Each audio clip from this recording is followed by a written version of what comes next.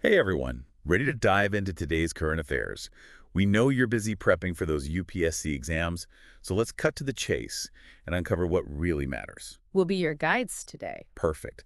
Now let's talk about something interesting. I saw Morocco possibly becoming a hub for Indian defense exports. Interesting, right? It's a sign of India's expanding global presence. Exactly. And it ties into so many things you need to know for the exam. Like, it shows how India's defense industry is growing. And their push for being self-reliant, that whole Atmanirbhar Bharat thing. Right.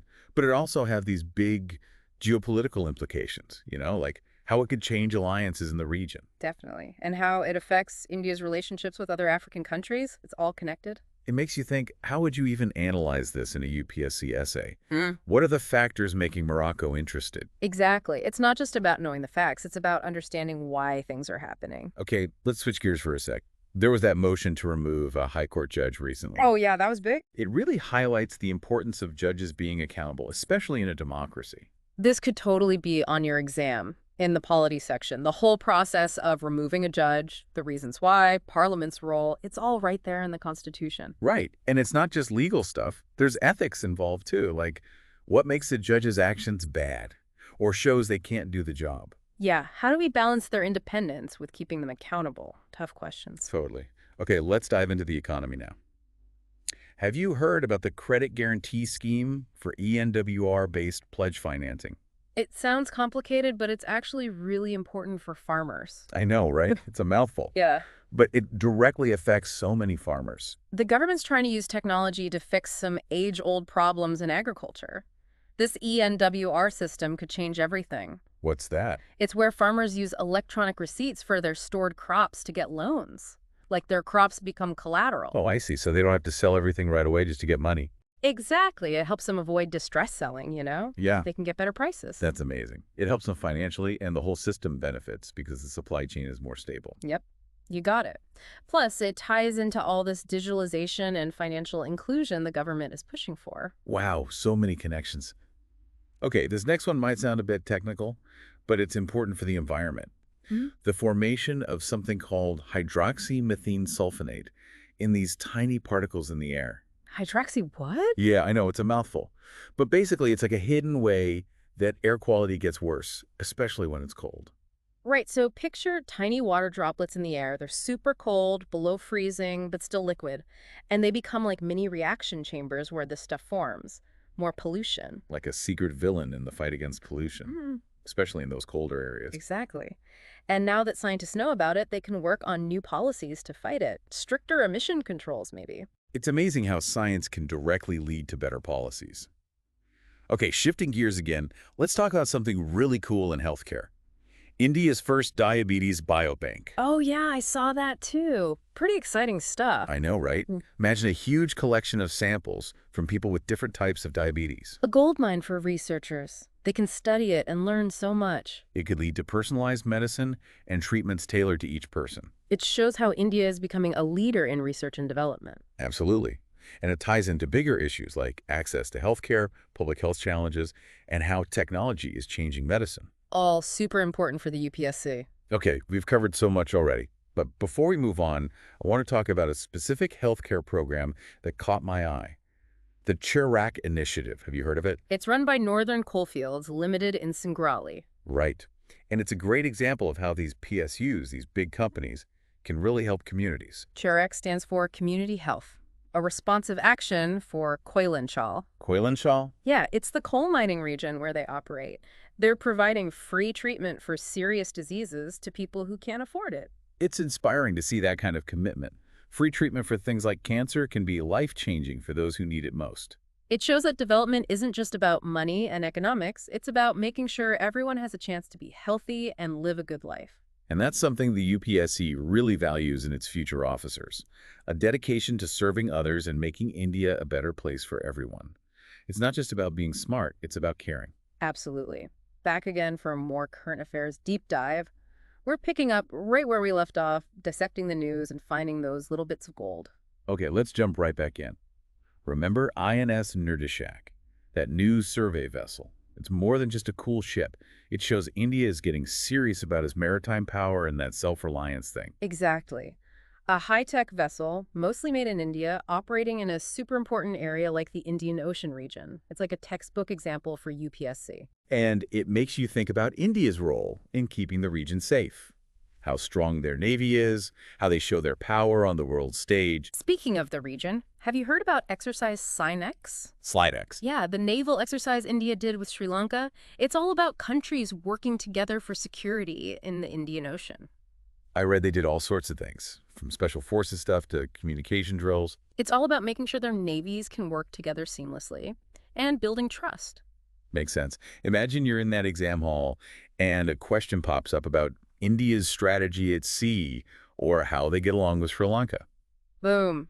SLINEX is the perfect example to use in your answer. That's why we do these deep dives. It's not just news, it's ammo for your exam. It really is all about connecting the dots. Hey, remember that CHARAK initiative we talked about? Mm-hmm. Made me think about how those big companies, the PSUs, can actually help society. Yeah, it's not just about profits, right? It's a great example. Northern Coalfields Limited, stepping up and providing treatment for serious illnesses, really impactful. It's really inspiring. And they're doing it in an area where people really need it, that coal mining region. Providing free treatment for cancer, that kind of stuff, can be huge for people. Exactly. It shows that development isn't just about making money, it's about fairness. It's about making a society where everyone can live a good, healthy life. And I bet the UPSC loves that kind of thinking in their future officers. Not just brilliant minds, but people who care. Okay, let's jump to something close to every UPSC aspirant's heart. Yeah. Healthcare, and how it connects to government policy. That news about India's first diabetes biobank really caught my eye. Oh yeah, that's big news. Potentially a real game changer in fighting a disease that's becoming a huge problem in India. So remind me what a biobank is again. It's like a giant library of biological samples like blood or tissue, a treasure trove for scientists who study diabetes. Oh, right. So they can study it and learn so much. It could lead to new ways to diagnose diabetes, better, more personalized treatments, maybe even a cure someday. Exactly. Imagine that. It could put India on the map as a leader in fighting diabetes worldwide. It's amazing to see how science can really improve people's lives. And this connects to those bigger topics like healthcare infrastructure, funding for research, and how technology is changing medicine. Yep. All crucial for your UPSC prep. Speaking of crucial, let's get back to the economy for a bit.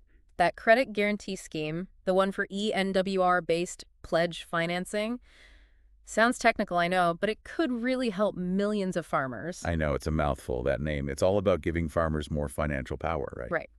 It lets them store their crops safely and then use an electronic receipt, the ENWR, to get a loan. So instead of having to sell their crops right away for whatever they can get. Exactly. They can wait for better prices, get more for their hard work. That's really smart. It's good for them, good for the whole agricultural system. A win-win. And it fits perfectly with the government's push for digitalization and making sure everyone has access to financial services, especially in those rural areas. Okay, last topic for this round. The air we breathe. That discovery about a new way air quality gets worse, especially when it's cold, really made me think. Definitely a reminder that we can't forget about the environment while we're busy developing the economy. It's all connected. That whole thing with hydroxymethane and sulfonate forming in supercooled aerosols, it shows how complicated it all is. Yeah, that name is a tongue twister. But the point is, we need to tackle air pollution from all angles. Stricter rules on what we release into the air, cleaner fuels, and more scientific research to understand these things. It's like a wake-up call. And for future policymakers like you, it shows how important it is to understand the science before you make decisions. Okay, folks, take a deep breath. We've covered a lot.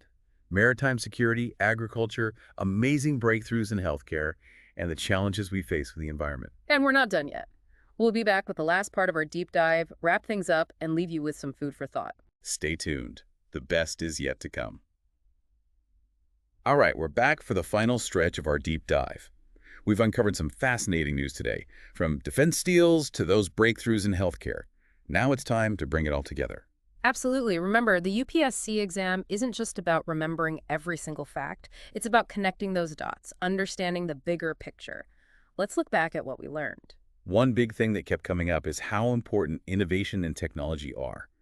Whether we're talking about using those ENWRs to help farmers, building India's first diabetes biobank, or even understanding the complicated chemistry behind air pollution, Innovation is crucial for tackling the challenges India faces. Yeah, technology is changing everything so rapidly. Agriculture, healthcare, everything. And for future leaders like you, understanding these changes and what they mean is so important.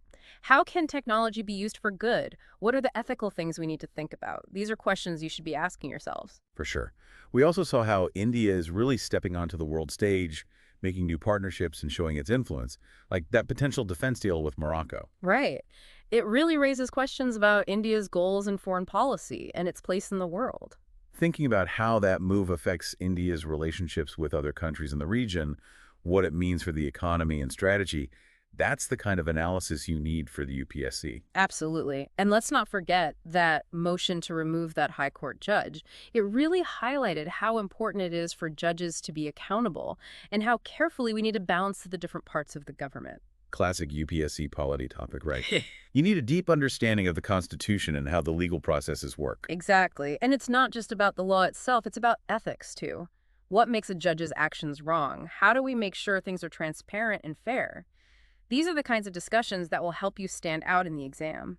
We also talked about how important it is for people in India to have access to healthcare, things like the CHARAK program, providing free treatment for life-threatening diseases. It shows that we need to think about social equality, about businesses being responsible, and the roles both the government and private companies play in making sure everyone is healthy. It's about creating a society where everyone has the chance to live a good and healthy life. As you continue prepping for the UPSC, keep these big ideas in mind. Don't just memorize facts, analyze the news, and think about its deeper meaning. Ask yourself why and how, and connect those dots. Don't just passively take in information, engage with it. Ask those tough questions, challenge what you think you know, and form your own informed opinions. That's what will make you a great leader. Well, we've reached the end of our deep dive. We hope it's given you some valuable insights and made you even more curious. The UPSC journey is a marathon, not a sprint. Stay focused, stay curious, and never stop learning. If you enjoyed this deep dive, hit that subscribe button and share it with your fellow UPSC warriors. We're all in this together. Until next time, keep those brains buzzing and keep reaching for your dreams. That's all for today, folks. Keep learning, keep growing, and we'll catch you next time.